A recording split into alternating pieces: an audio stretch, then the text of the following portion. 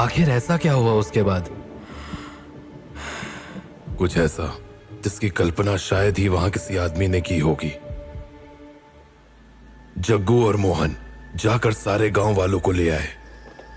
लोग उनकी बात सुनकर जितना ज्यादा डरे हुए थे उतने ही हैरान भी। उन्हें विश्वास नहीं हो रहा था कि जिस भिनम्मा की देखरेख में वो लोग अपने बच्चों को आंख बंद करके छोड़ जाते थे, वो ऐसा कुछ भी कर सकती थी। पर वो लोग जब तक भिनम्मा के घर पहुंचे तब तक बहुत देर हो चुकी थी।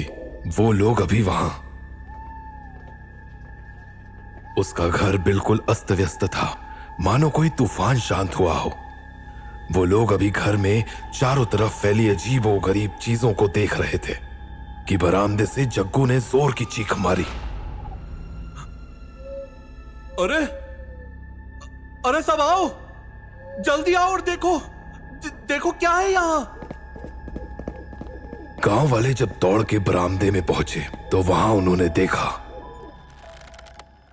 मुखिया की लाश एक पेड़ से झूल रही थी। उसकी आंखें खुली थी, जीभ बाहर निकली हुई थी।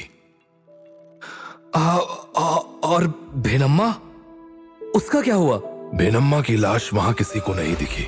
उस पेड़ से झूलती हुई लाश को ही देखकर सब इतना डर गए थे कि किसी की भी हिम्मत नहीं हुई उस जगह एक मिनट भी रुकने की। लोगों ने ये सारी बातें पुलिस को क्यों नहीं बताई? तुम्हें क्या लगता है किसी ने कोशिश नहीं की होगी? लेकिन जैसे तुम इन सारी बातों को मन घड़ंत बता रहे, वैसे ही पुलिस ने भी उनकी बात नहीं मानी। काश मान लेते, और अगर ना ही सही तो काश वो लोग उस गांव को छोड़ देते। कम से कम उन मासूमों की जान तो बच जाती। कौन मासूम? जब कोई इंसान मरता है तो शरीर यहीं रह जाता है और इंसान की रूह दूसरी दुनिया में चली जाती है। पर भिनम्मा काले जादू का इस्तेमाल करती थी और उसने सिद्धियों की मदद से अपनी रूह को बांध लिया था इस दुनिया से। वो उस गांव को छोड़कर जाना ही नहीं चाहती थी।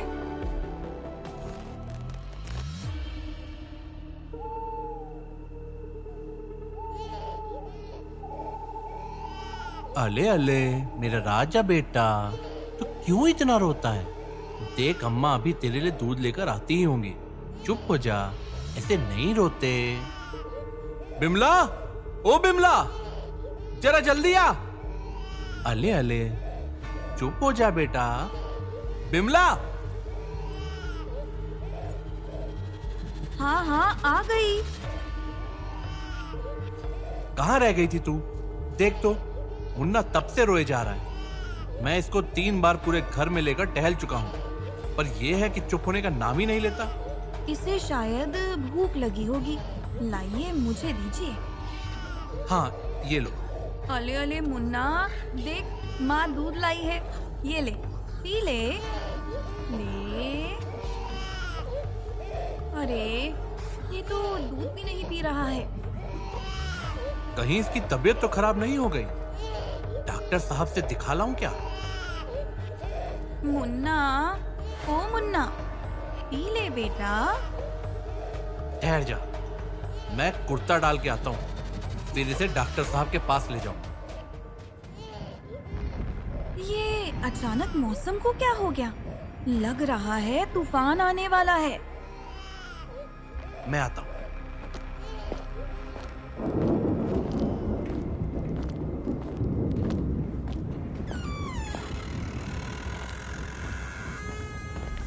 अरे ये बाहर बगान में कौन बैठा है, और वो भी इस वक्त? बिमला, ओ बिमला। हाँ क्या बात है? जरा वो देख तो, वहां बगान में कौन बैठा है? यहाँ से तो नहीं दिख रहा है, पर लग रहा है जैसे कोई औरत है। रुक जा, मैं बाहर जाकर देख कर आता हूँ। ए जी, थोड़ा रुकिए ना, मुझे कुछ ठीक नहीं लग रहा है। अरे क्या पागलों जैसी बात कर रही हो? जरा पता तो करूं कि आखिर है कौन वो।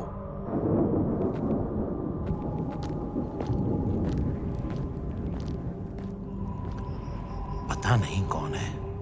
अम्मा, ओ अम्मा, कौन हो तुम और ऐसे क्यों बैठी हो? कोई घर ठिकाना नहीं है क्या तुम्हारा? कहां से आई हो? ओ अम्मा, सुन नहीं रही हो क्या?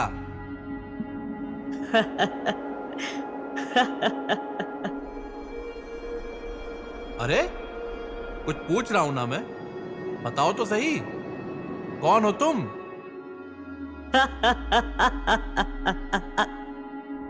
लगता है कोई पागल है, छोड़ो, जाने देता हूं।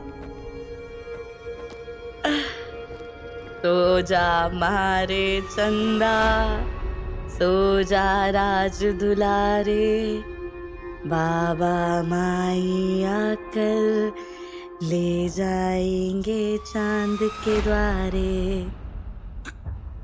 क्या? तुम तो मुखिया ने?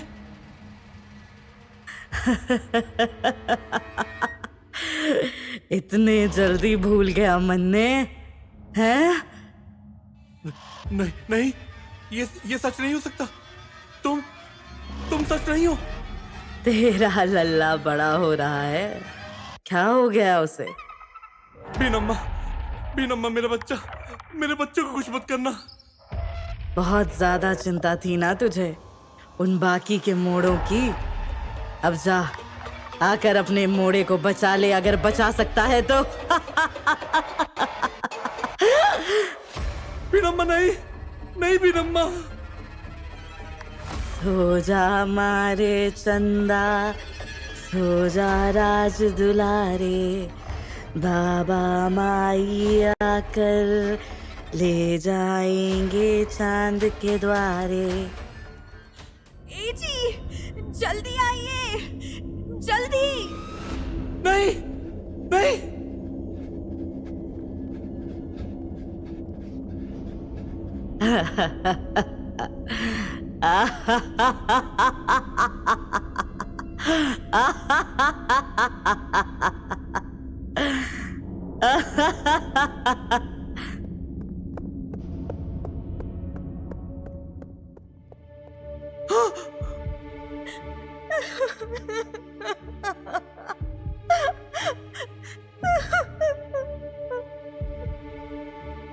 आखिर क्या हुआ था उस बच्चे को? जग्गू के घर में घुसते ही उसे बिमला की रोने की आवाज आ चुकी थी और वो समझ चुका था कि कुछ तो अनहोनी हुई है।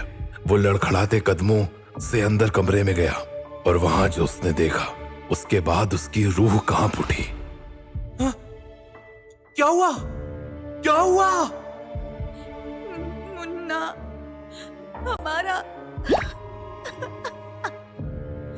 हमारा मुन्ना। ये क्या हो रहा है? कुछ कीजिए ना। उस बच्चे की आंखों से खून बह रहा था और उसके मुंह से भी, पर बच्चा एक जरा भी नहीं रो रहा था। बिमला के हाथ खून से सन चुके थे।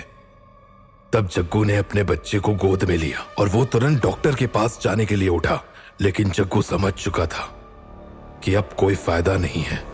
उसने अपना बच्चा हमेशा के लिए खो दिया।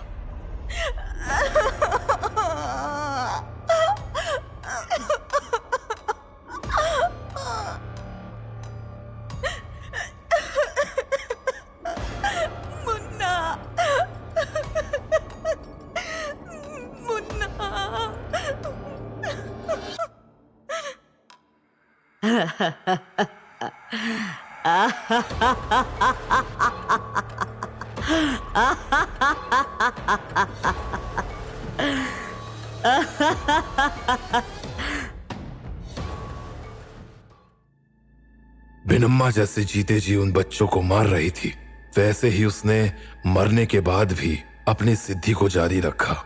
एक के बाद एक उस गांव में बच्चों की इसी तरह मौत होने लगी।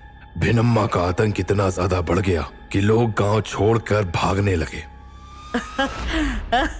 सो जा मारे चंदा, सो जा राज दुलारे, बाबा माई आकर ले जाएगी चांद के द्वारे। तो क्या इन सब का कोई उपाय नहीं निकला। कई तरह के पंडितों और साधुओं को बुलाया गया। फिर एक दिन उनमें से एक ने यह उपाय बताया कि सबसे पहले उन्हें भिनम्मा के शरीर को ढूंढना पड़ेगा, जो उसकी मौत के बाद से किसी को नहीं मिला था। लोग लग गए इस काम में। फिर उन्हें पता चला कि भिनम्मा ने मरते मरते अपना शरीर गांव के आखिरी छोर में बने एक तालाब में त्याग दिया था। उस तालाब से उसका शरीर निकाला गया और पूरे नियम कानून के साथ उस शरीर का अंतिम संस्कार किया गया। तो क्या फिर भिनम्मा की आत्मा शांत हो गई? शांत? पूरा गांव खाली हो चुका था। उसने अपनी रूह पर पता नहीं कैसा जादू किया था कि उसे बांधना किसी को मुमकिन ही नहीं लग रहा था। फिर एक दिन साधुओं ने मिलकर भिनम्मा के घर को आग लगा दिया और वहां पर उसके काले जादू से जुड़ी जितनी भी चीजें थी सब जलकर राख हो गई। बस कुछ अवशेष बच गए, जिनमें से वो कपड़ा भी था जिसे तुम हाथ लगा रहे थे। पर आप वहां कैसे पहुंचे? मेरा नौकर रामविलास उसी गांव का है।